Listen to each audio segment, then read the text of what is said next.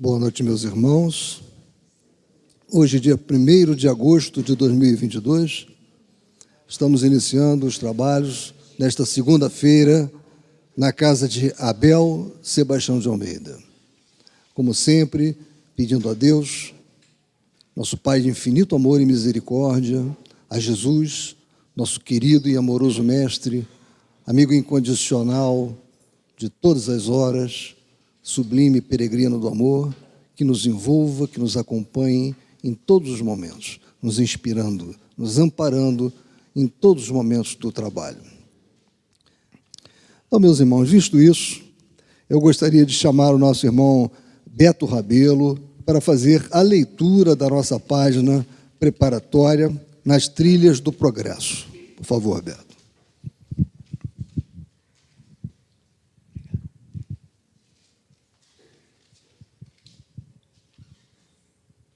Boa noite, meus irmãos.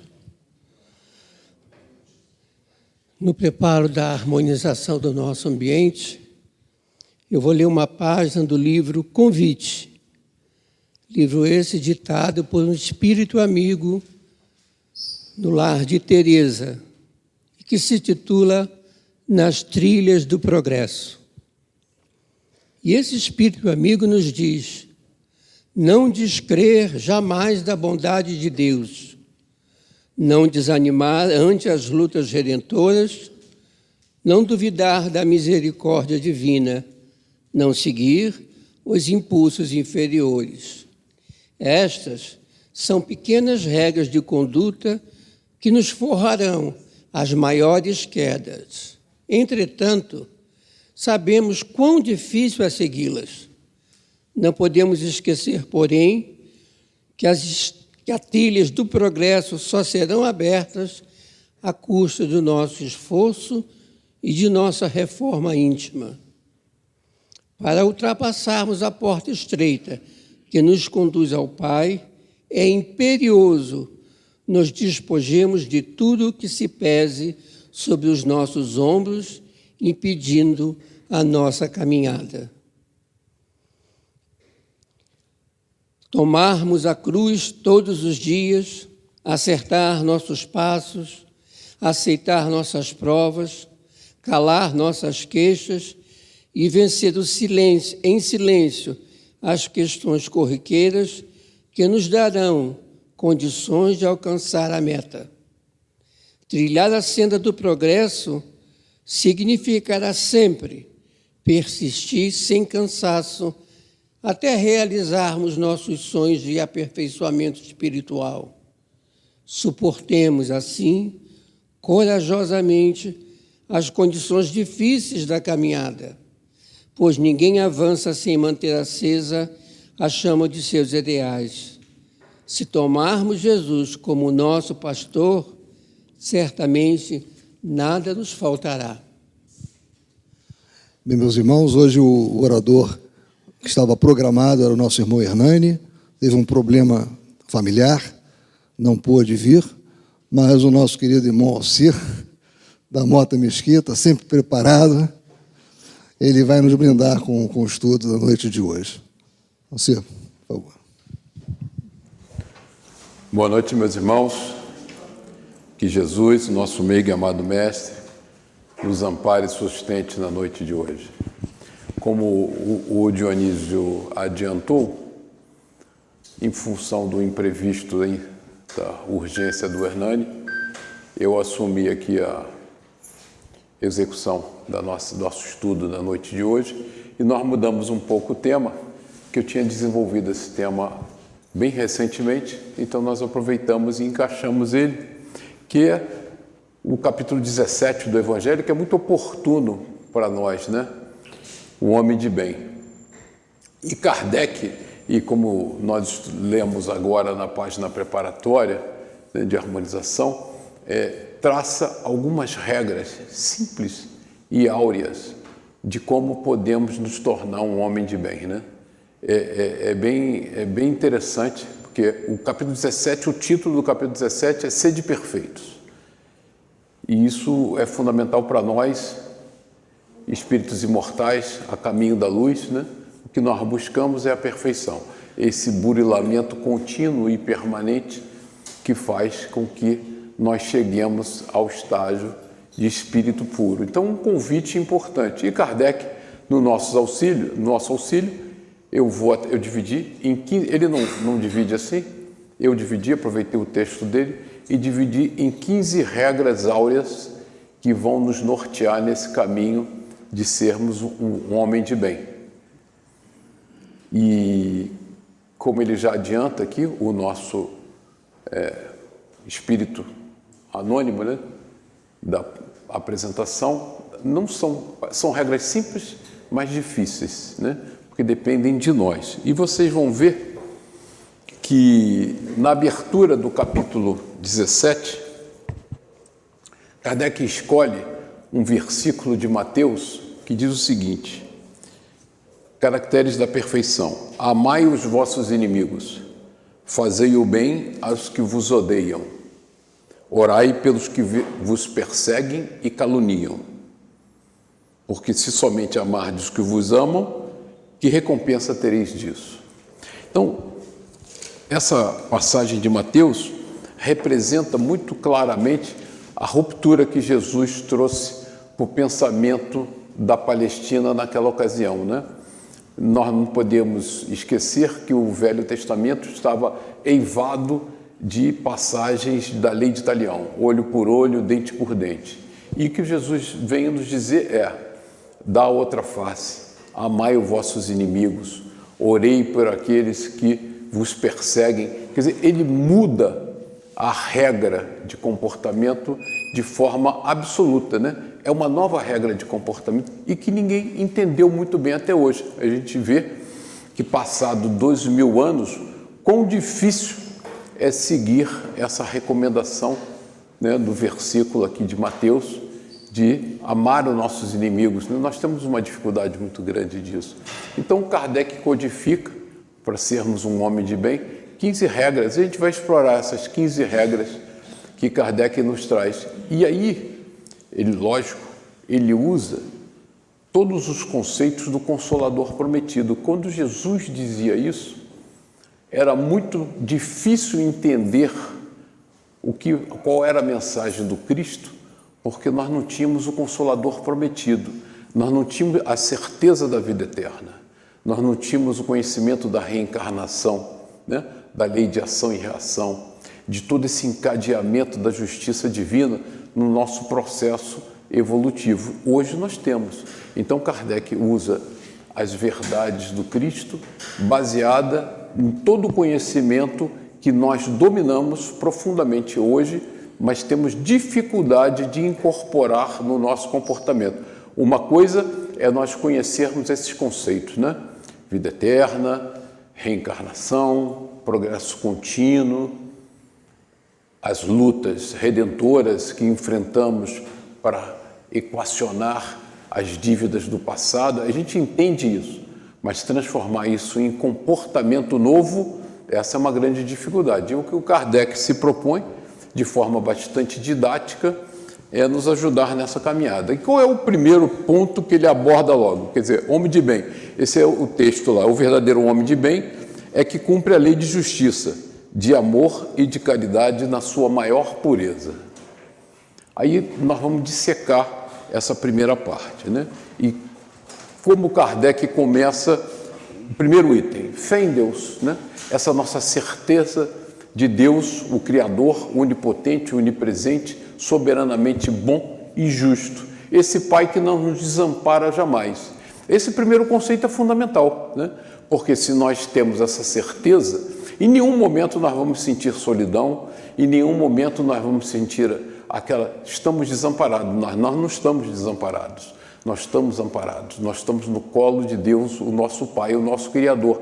E como Ele é soberanamente bom e justo, nós não vamos passar por nada que não seja necessário para o nosso crescimento pessoal. Então a gente começa a entender que as nossas atribulações do dia a dia são decorrentes da nossa necessidade de aperfeiçoamento pessoal e que não aconteceram por uma injustiça da vida, mas aconteceram porque esse Pai amantíssimo permitiu e nos trouxe essa oportunidade de aprendizado. Então, a fé em Deus é chave, né? Kardec começa com a fé em Deus, porque é a fé em Deus que alicerça todo esse edifício da construção do entendimento da nossa caminhada evolutiva. Então, Deus nos criou simples e ignorantes, destinados a sermos espíritos luminosos, e a partir desse processo contínuo de encarnação em encarnação, nós vamos burilando o nosso caráter, nós vamos burilando a nossa moral, a tal ponto que nós vamos chegar lá.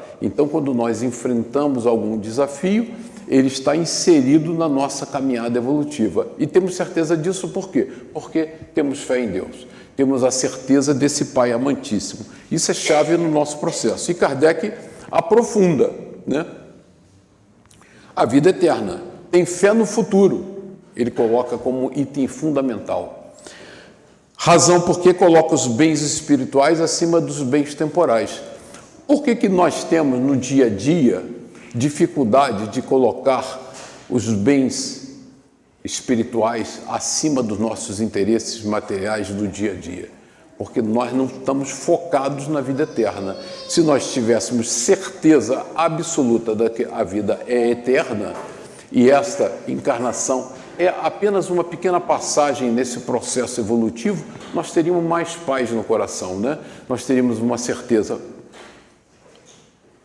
Eu vou, nessa vida, passar por certas experiências, muitas das vezes dolorosas, mas ao me libertar na passagem do corpo físico, né? Quem morre é o corpo físico, eu volto à pátria espiritual e continuo a minha caminhada evolutiva. Então, essa visão de futuro, essa certeza que somos espíritos imortais, que não estamos sujeitos às vicissitudes da matéria, nos liberta do dia a dia, né?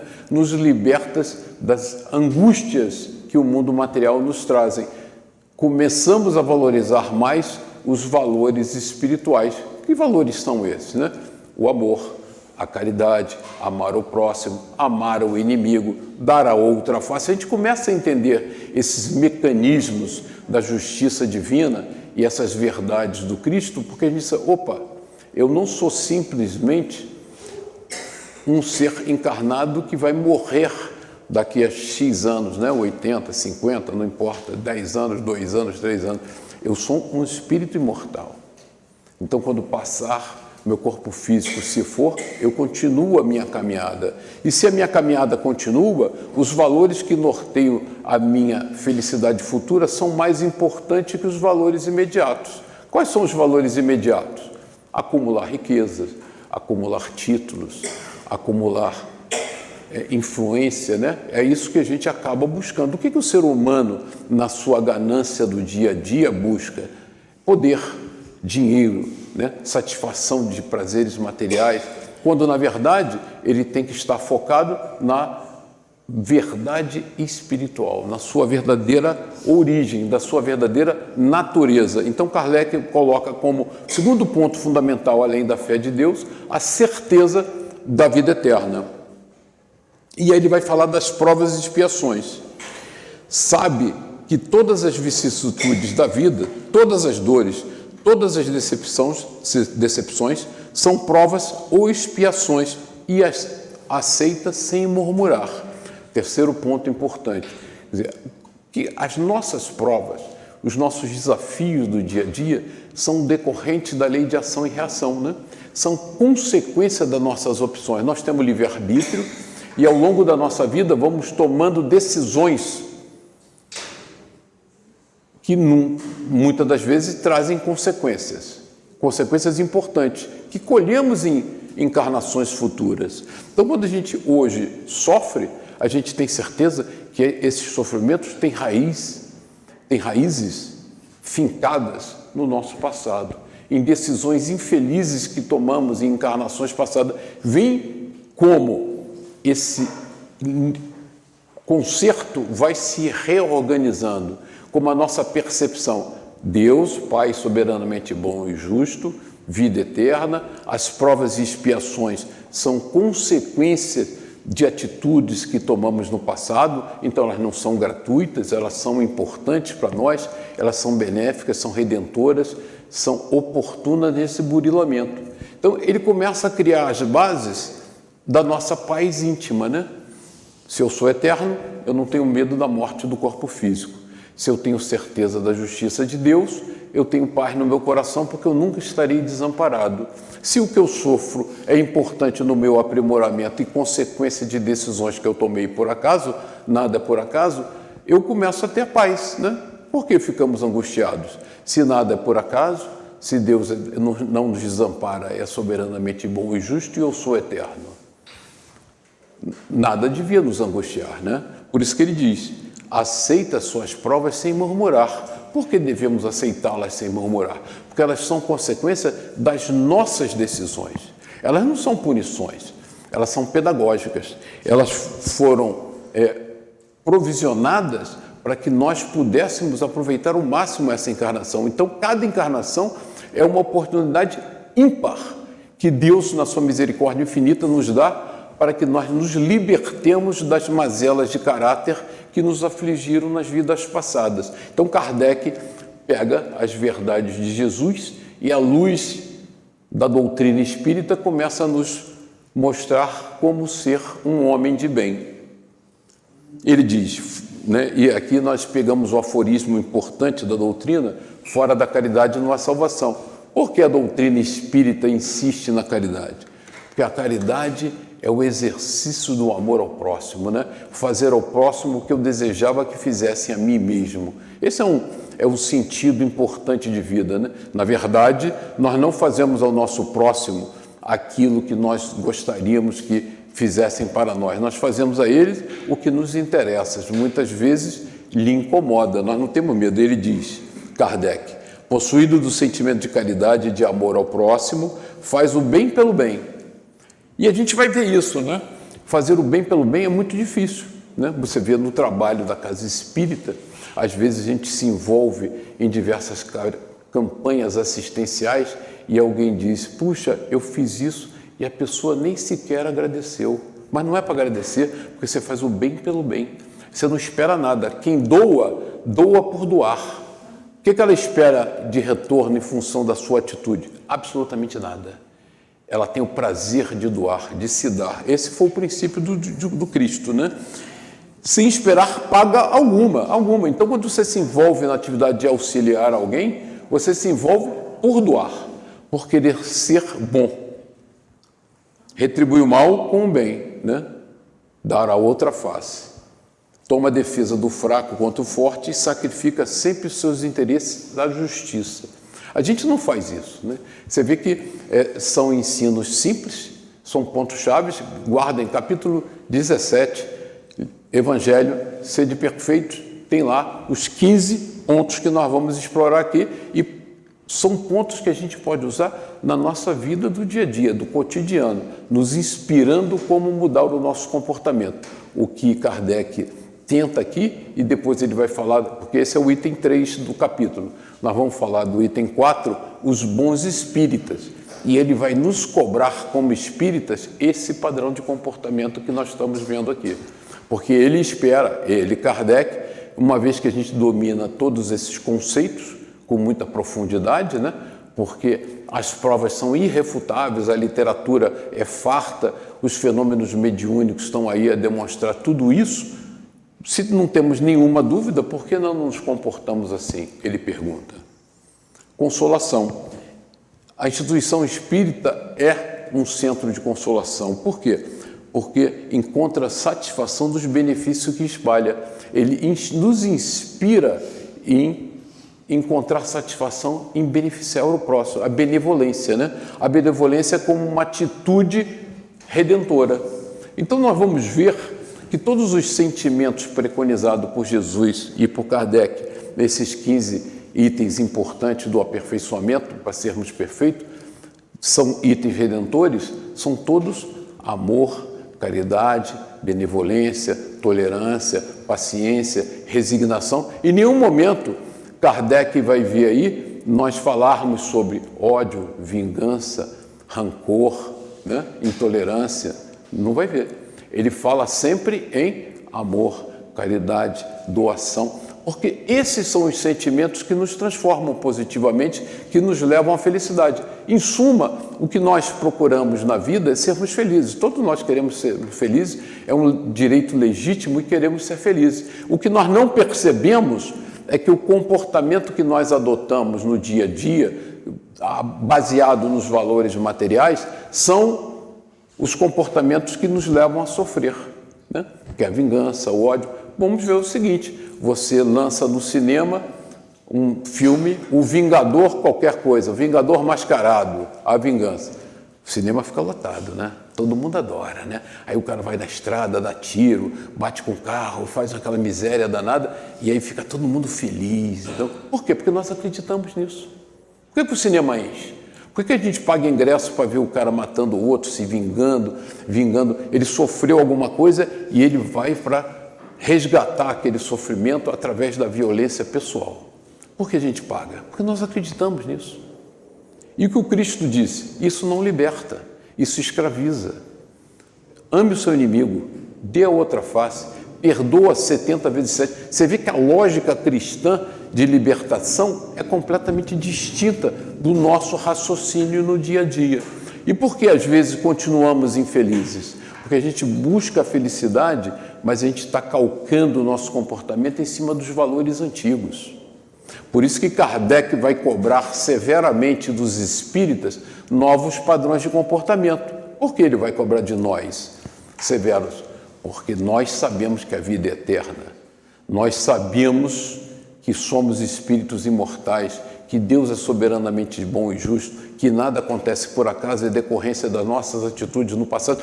Então, se vocês sabem isso tudo, vocês têm que ter padrão de comportamento novo, estruturado em bases espirituais e não mais materiais.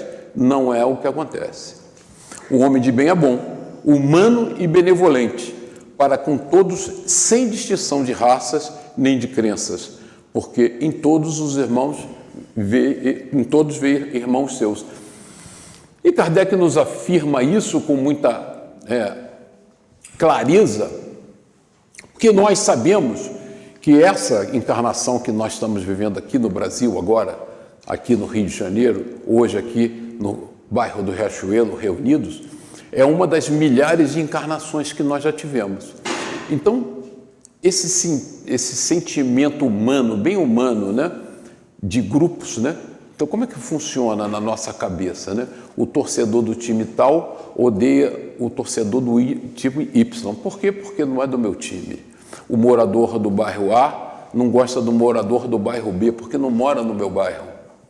Ora, nós já moramos em qualquer lugar, então qualquer preconceito de raça, religião, credo, cor, é uma asneira, porque nós já encarnamos em todos os lugares do planeta. Nós já encarnamos homens, já encarnamos mulheres, já encarnamos aqui, já encarnamos na Europa, na África, na Ásia. Então, hoje, porventura, estamos encarnados nesse país, construindo esse conhecimento, mas nós já tivemos. Então, quando nós dizemos, eu não gosto do fulano e aponta um dedo para um determinado grupo, você está apontando para si mesmo, para os seus pais, para suas mães, porque eles estiveram encarnados ali também, em algum momento da vida deles, evolutiva. Então, diante da reencarnação, qualquer afirmativa de que não gosto de A, B ou C por isso ou por aquilo, é uma grande besteira, né? Porque se nós somos reencarnacionistas, nós sabemos que nós já reencarnamos em diversas circunstâncias, em diversos momentos das nossas vidas. Certamente já tivemos encarnados no meio da selva, como indígenas, já tivemos encarnado no Oriente, como orientais, já tivemos encarnado em tudo quanto é lugar. Então, como é que a gente vai apontar o dedo? Você está falando contra você, né? Hoje, porventura, estamos encarnados aqui. E esse é o grande desafio nosso, porque em nenhum momento nós tivemos o tamanho conhecimento de quem somos nós, como temos hoje, né? Hoje somos espíritos imortais. E ele diz, respeita nos outros todas as convicções sinceras e não lança anátema aos que, como ele, não pensam. A gente está vivendo isso. O mundo hoje vive o conflito, né? Eu odeio o outro. Por que eu odeio o outro? Porque é o outro, é de outro grupo, é de outra crença, é de outra religião, é de outro... Meu Deus! Aonde isso nos leva? A só dor e sofrimento. Por isso que Jesus nos alerta e nos preconiza para o amor. E Kardec fundamenta, né, baseado nas verdades doutrinárias. Não prejudicar o próximo. Em todas circunstâncias, toma por guia a caridade. Sempre a caridade, né? Kardec vai batendo nessa tecla o tempo todo. Caridade como instrumento de crescimento. Quando nós fazemos caridade, e eu estimulo vocês a participarem intensamente do trabalho social da casa, né? A nossa casa desenvolve um trabalho social importante e eu acho que todos vocês deviam mergulhar nesse trabalho, porque é um aprendizado. Eu sempre disse, eu tenho uma tese pessoal de que a caridade, quando você se envolve num trabalho desse, é mais importante para quem doa do que para quem recebe. Claro que quem recebe fica muito feliz, mas quem doa aprende a doar. E aprender a doar é difícil, né? É que nem tocar violão. Você sabe tocar? Não. Como é que faz? Senta e treina, até que você começa a dedilhar as primeiras músicas. Depois, com muito ensaio, muito treino, muito exercício, você começa a ter uma certa virtuose. Assim é na caridade. Fazer caridade é muito difícil. Então, as casas espíritas propiciam todos esses trabalhos sociais para que vocês exercitem a caridade, para que todos nós, um dia, saibamos o que é dar 1 quilo de comida para uma pessoa necessitada, o que é dar uma sopa para uma pessoa faminta, o que é dar um agasalho para aquele que sente frio. Você cresce, você aprende. Então, os trabalhos sociais são importantíssimos para nós, frequentadores, porque eles nos treinam na caridade. Porque fazer caridade é muito difícil. Doar é muito difícil. Nós somos acumuladores compulsivos. Quanto mais temos, mais queremos ter. Essa é a nossa dificuldade. Por isso que é muito estranho a lógica, né?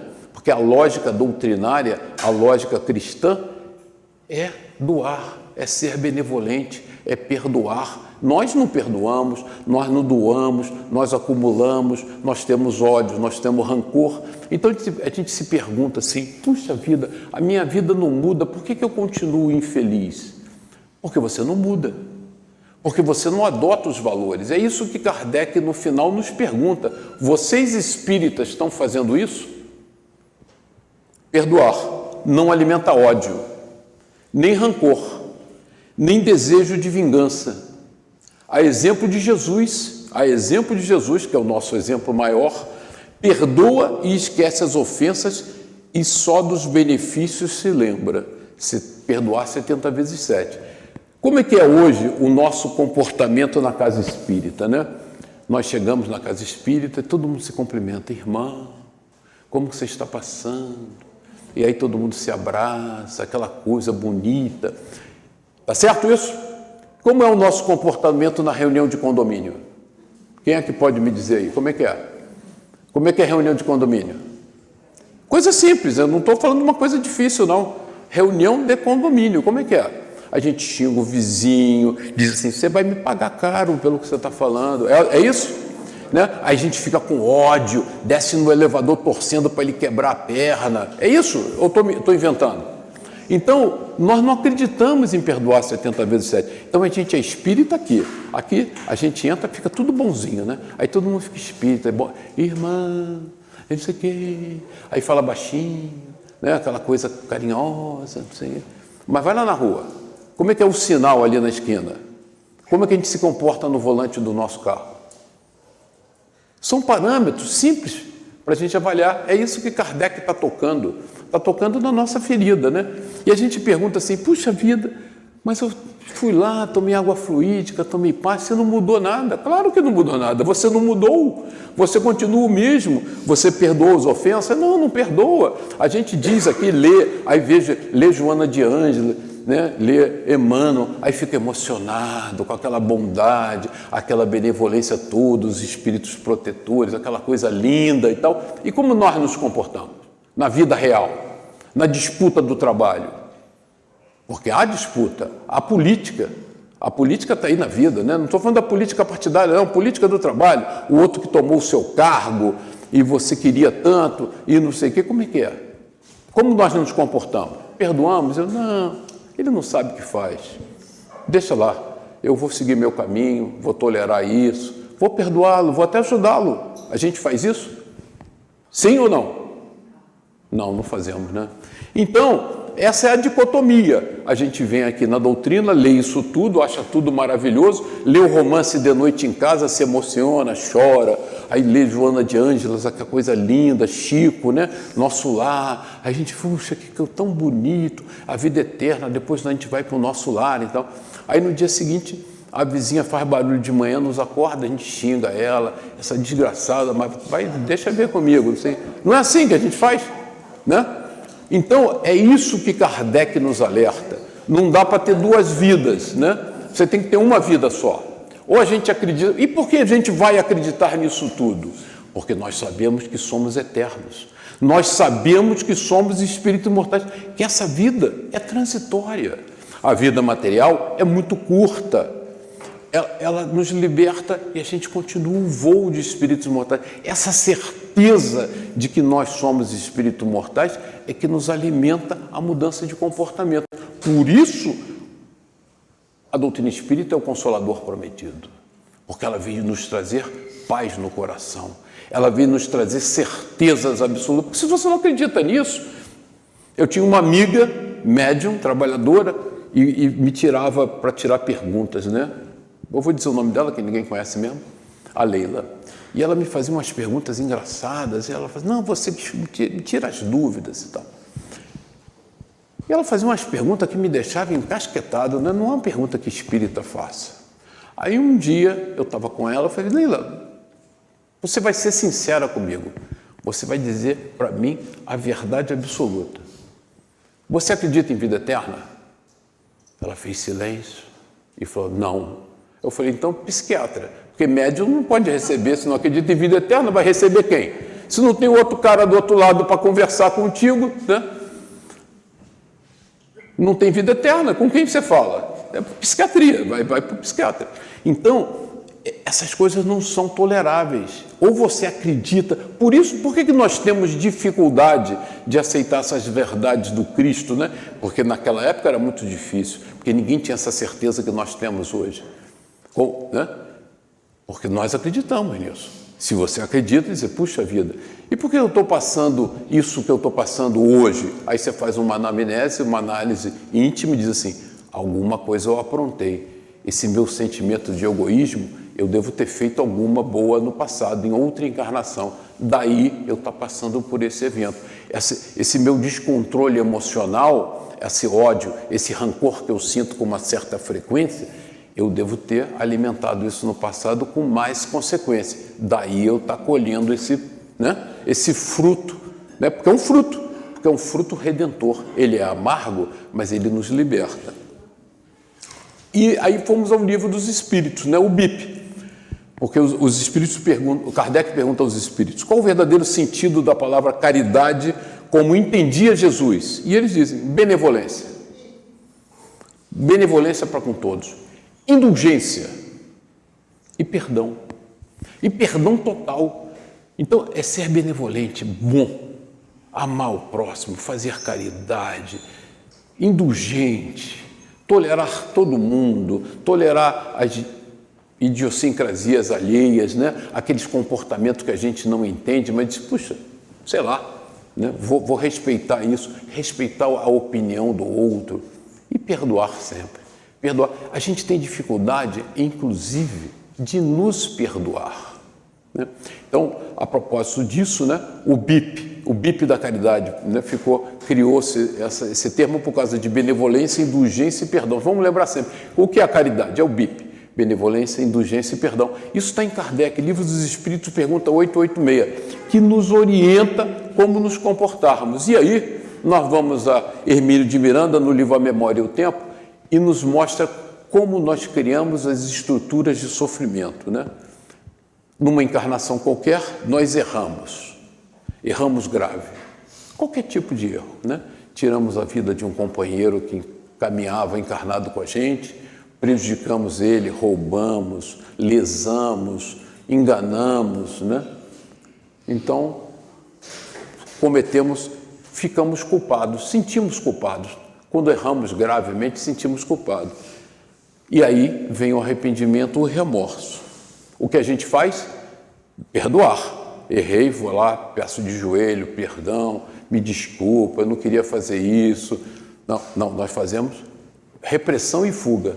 Nós fingimos que não aconteceu nada e fugimos do fato, esquecemos o fato. Criamos um bloqueio mental a respeito daquele erro do passado. Isso forma, na nossa personalidade, um núcleo traumático terrível, que desencadeia numa sensação de angústia e inquietação. E isso numa encarnação futura, não estou falando da mesma encarnação. Às vezes a mesma encarnação, a gente passa livre e crente que lesou a justiça humana, sem dúvida. Prejudicamos alguém, negamos que prejudicamos, vivemos leve, solto e felizes, como se nada tivesse acontecido.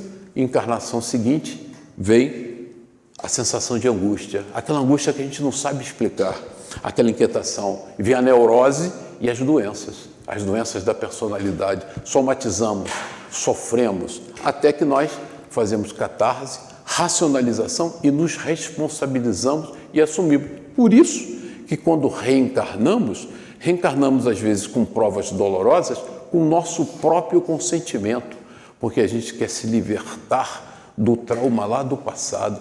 Esses mecanismos, né, freudianos que Hermínio explora muito bem no livro Memória do Tempo, mostra como nós construímos esse processo de dor e sofrimento. Então nós prejudicamos o próximo e como nós não nos perdoamos e não perdoamos ninguém, nós fingimos que nada aconteceu.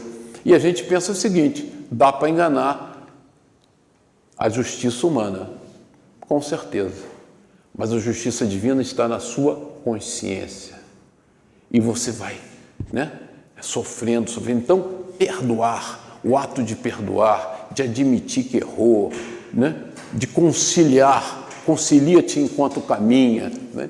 Porque se alguém está caminhando ao nosso lado, é porque nós temos provas em comum. Deus, na sua sabedoria infinita, permitiu o lar como o cadinho, onde você às vezes reúne espíritos desafetos para que eles construam uma nova relação de paz e harmonia. Então é difícil. Por quê? Porque eu tenho um parente tão rebelde? Porque eu tenho um filho assim, ou um pai assado, ou um primo, ou um irmão? Porque é a necessidade de conciliação, de ajuste do passado. Esses são os mecanismos da justiça divina que não são por acaso, né? São baseados na certeza de que nada acontece por acaso. 10, são 15, não esqueça. Defeitos alheios, né? Por que vemos tão facilmente os defeitos alheios, né? Porque quando a gente aponta um dedo, a gente aponta 3 para nós, né?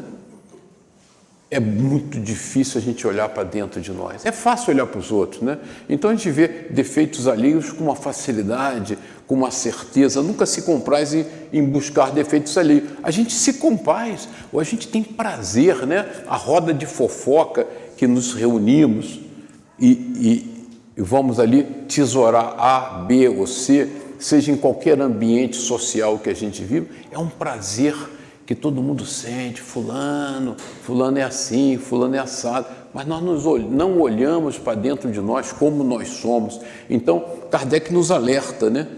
Não evidencia se a isso se vê obrigado, procura sempre o bem que possa atenuar o mal. Né? A gente é meio maniqueísta, né? Preto ou branco.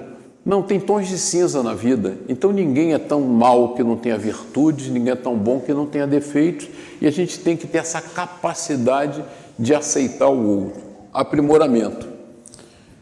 Espiritismo na prática, né? Isso é espiritismo na prática. Estuda suas próprias imperfeições e trabalha incessantemente em combatê-las. Mas veja bem, né? O que ele falou anteriormente? Nós temos dificuldade de olhar para dentro. Nós temos facilidade de ver os defeitos alheios. Item 11. Estuda suas imperfeições. Então, olha para dentro de si, identifica suas imperfeições e trabalha eles. Trabalha incessantemente essas imperfeições para que você possa melhorar. A gente nunca olha para dentro, a gente nunca está trabalhando, né? A gente está sempre reclamando, por que aconteceu aquilo, mas a gente nunca vai na raiz do problema. Por que está acontecendo? O que eu faço indevidamente que me leva a esse tipo de sofrimento? Qual o meu comportamento que me traz dor? E aí, quando nós fazemos essa análise, nós vamos nos libertando, porque aí a gente começa a burilar o comportamento, né? Porque senão a gente não muda o comportamento. Quando você faz tudo igualzinho sempre fez, o resultado é o mesmo, é sempre o mesmo, né? Isso está na nossa vida, é fácil, não precisa ser sábio, né? A gente sabe que é assim. Se a gente faz todo dia tudo igual, o resultado é sempre a mesma coisa, às vezes horrorosa, que nós detestamos. Mas nós não mudamos. Caramba, não tem uma coisa incoerente aí? Vamos tentar comportamentos novos para obter resultados novos. Vamos tentar coisas novas. E quais são as coisas novas? São a mensagem do Cristo, né? Está lá em Mateus. Amar o vosso inimigo, dar a outra face, orar por aquele que te persegue. Você vê que como a lógica cristã, naquela ocasião, devia ser uma coisa completamente maluca, né? Agora dizendo, meu Deus, né? Moisés dizia, se matar seu filho, você mata o filho dele. Se matar seu boi, você mata o boi dele. Aí vem Jesus e fala assim, não, se pegarem a sua roupa, dá a capa também. Se baterem nessa face, dá a outra face. É uma lógica completamente distinta. Por quê? Porque ele quer resultados novos. Para obter comportamentos e resultados novos, você tem que fazer as coisas diferentes. Então, aprimorar é olhar para dentro. E vocês não esqueçam o seguinte, que é muito importante. Nós estamos construindo hoje a nossa próxima encarnação. Então, seremos tão felizes na próxima encarnação quanto nós nos comportarmos nessa encarnação segundo essas diretrizes que Kardec nos deu gentilmente no capítulo 17, né? Absorvendo essa capacidade, nós vamos chegar lá. E ele diz, não procura dar valor ao seu espírito. O que a gente faz, mais na vida, é o ego, né? A gente se ama. Quem é que não se ama? Nós sempre nos achamos o melhor. Nós somos o melhor em tudo. Ou você já viu alguém achando assim, puxa, eu não faço isso tão bem, fulano faz melhor do que eu. Não, em regra geral não é assim. Nós sempre achamos que nós somos o talento, não importa quem seja o outro. E isso não nos traz vantagens, né? Não se envaidece da sua riqueza, nem de suas vantagens pessoais, por saber que tudo que lhe foi dado pode ser tirado. Esse é um conhecimento fundamental na nossa vida. Nós não temos, nós detemos, ou seja, Deus nos emprestou uma quantidade de bens para nós produzirmos alguma bondade, algum trabalho ao próximo.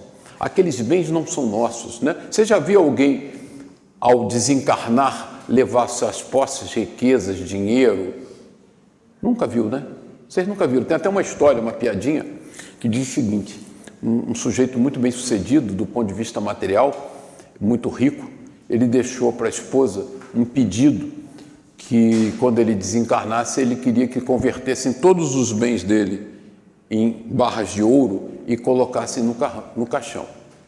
E aí a família cumpriu o desejo do falecido, né? Desencarnou, converteram todas as propriedades dele e botaram em ouro no caixão. E aí começaram a viver o drama. No dia do enterro, ninguém conseguia levantar o caixão, né?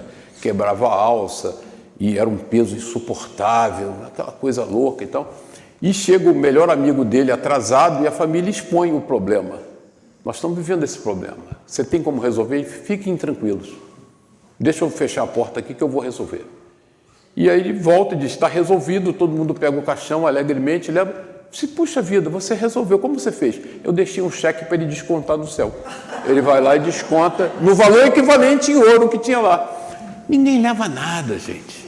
A gente, quando desencarna, nós levamos só o que nós fizemos de bem.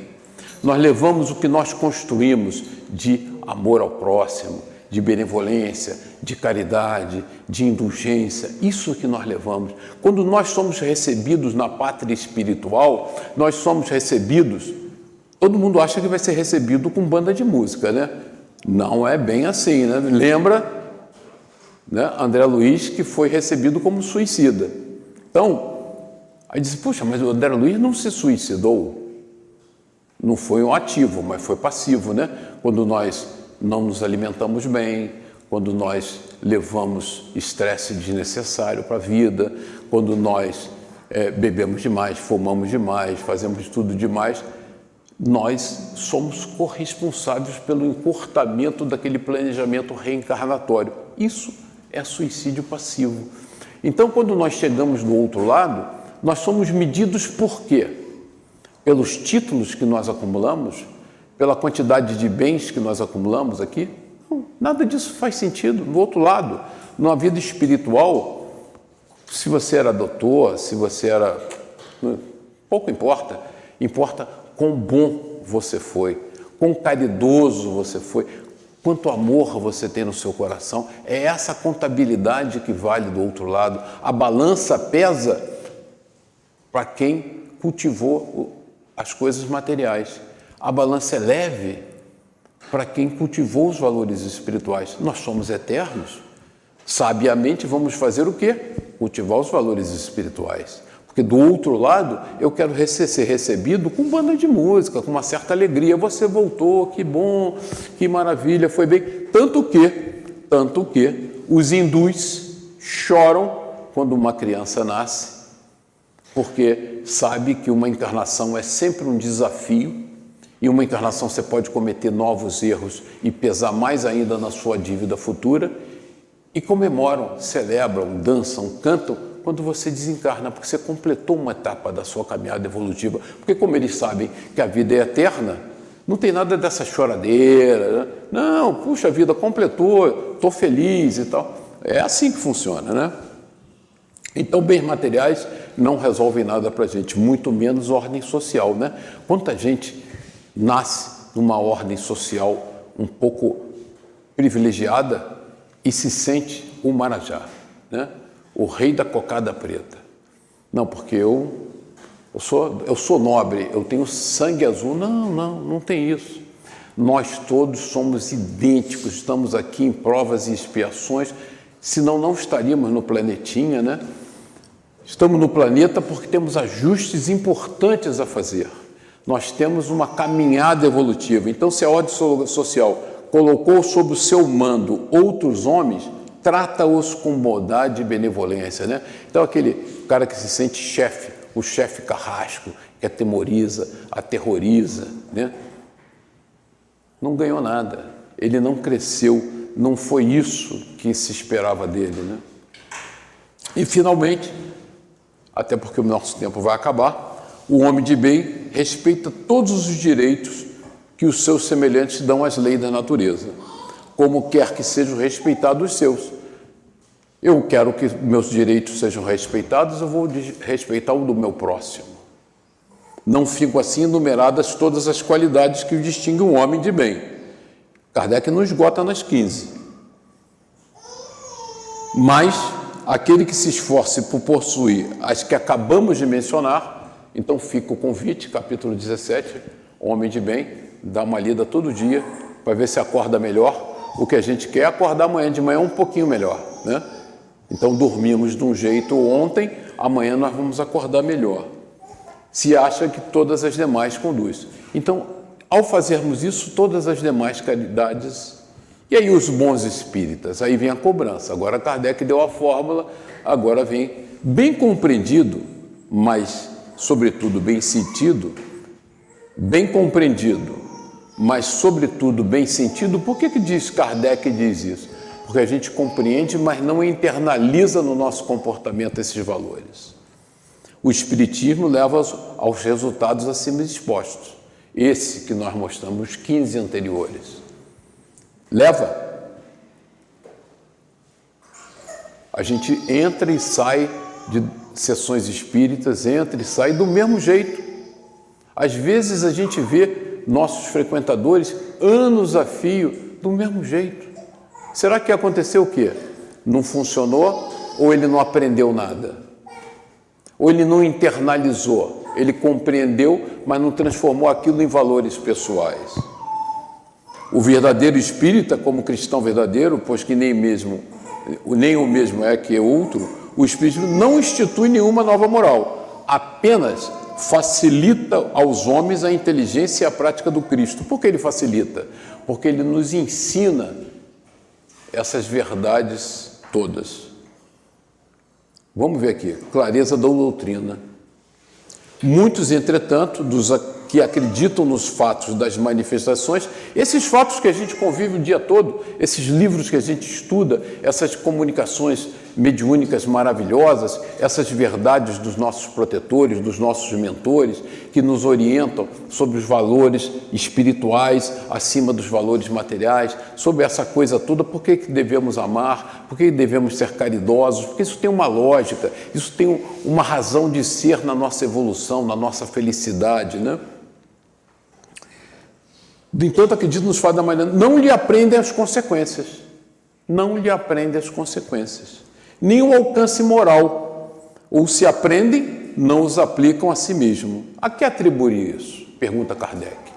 Por que as pessoas, se entendem, não aplicam a si mesmo? Alguma falta de clareza da doutrina? Não, pois que ela não contém alegorias. A doutrina espírita, diferente como Jesus, não é por parábolas, é pão, queijo. Ela ali diz a verdade, né?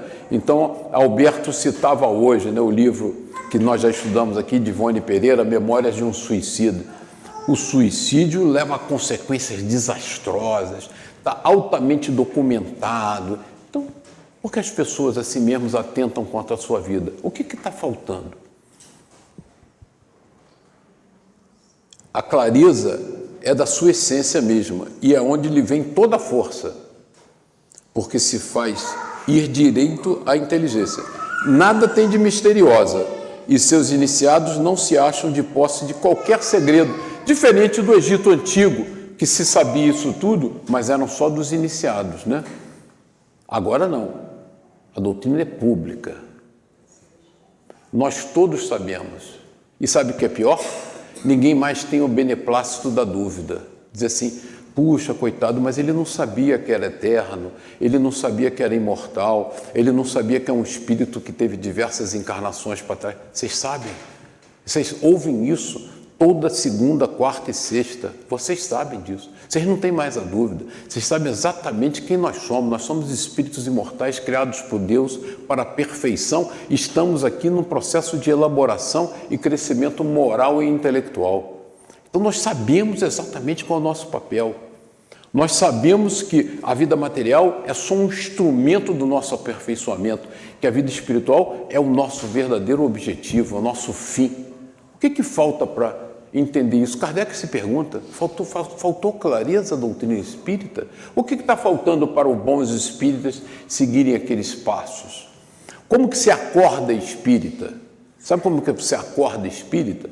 Quando se levanta de manhãzinha, aquele sono danado para o café da manhã, você sabe assim, Deus é maravilhoso, me deu essa oportunidade ímpar dessa encarnação, vou resgatar minhas dívidas do passado, porque eu sou um espírito imortal que estou me burilando moral e intelectualmente para as vidas futuras e para a alegria da minha chegada à pátria espiritual. Quem pensa assim de manhã cedo? Ninguém.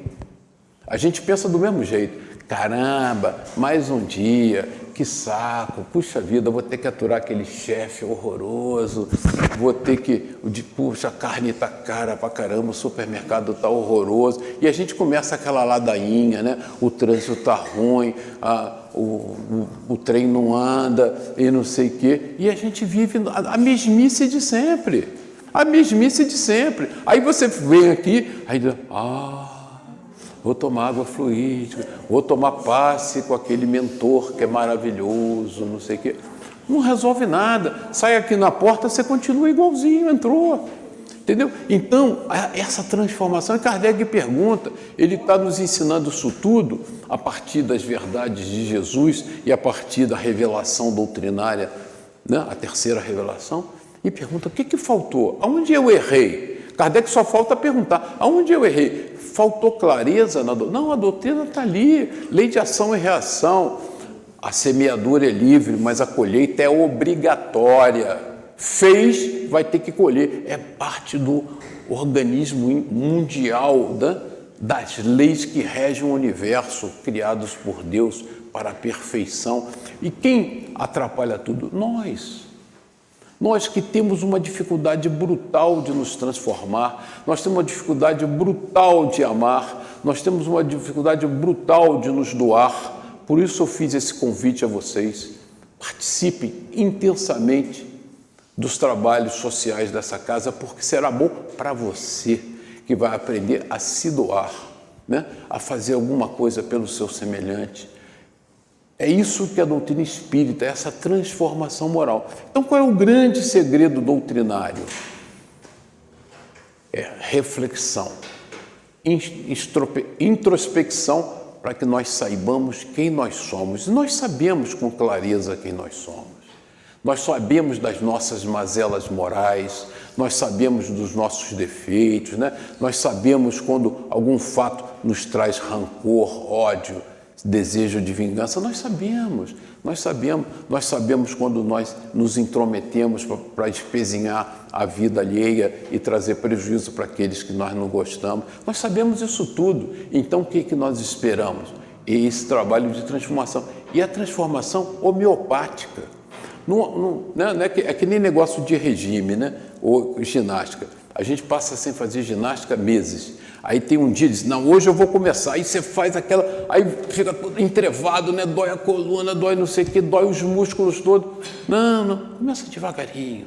Faz um pouquinho de caridade hoje, um pouquinho de tolerância amanhã, um pouquinho de resignação, aceita a sua prova. E esses, puxa, a vida foi fácil.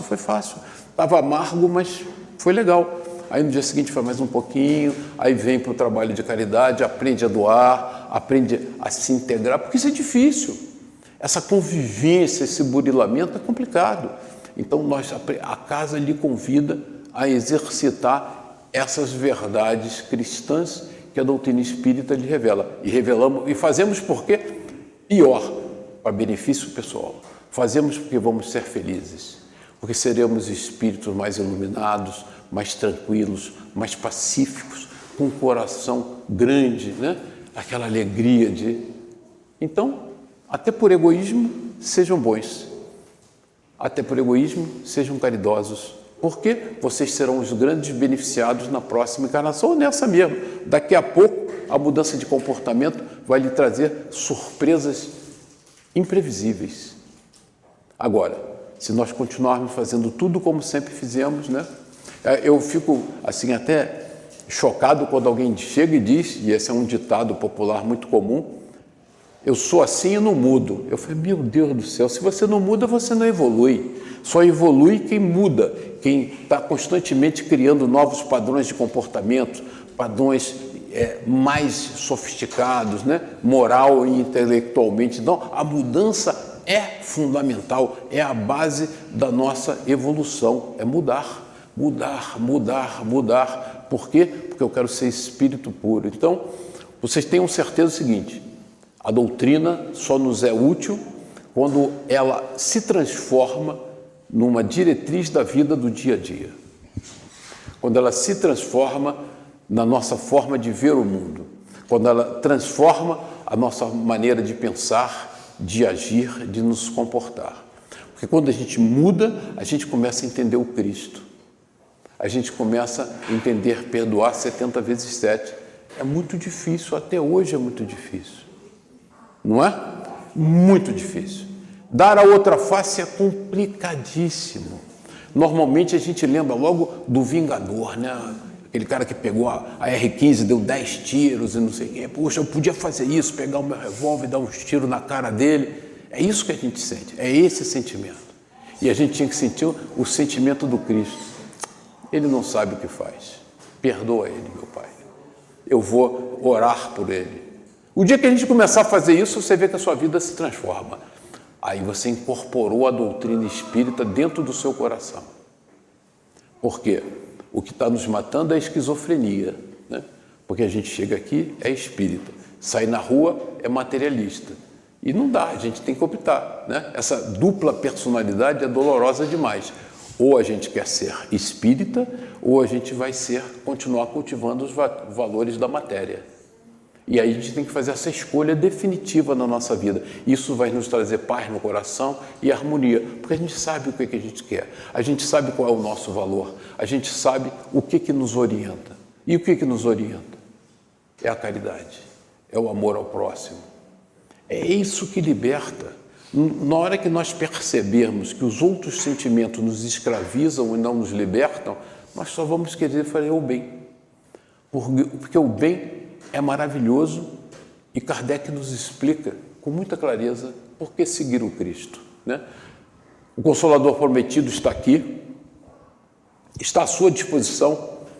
A doutrina espírita tem uma literatura fartíssima, aliás, tem uma biblioteca linda aqui, que tem livros maravilhosos à disposição de vocês. E como dizia Deolindo de Amorim, o Espiritismo é caminho da perdição. Porque depois que você sabe isso tudo e não pratica, você é duplamente culpado. Boa noite.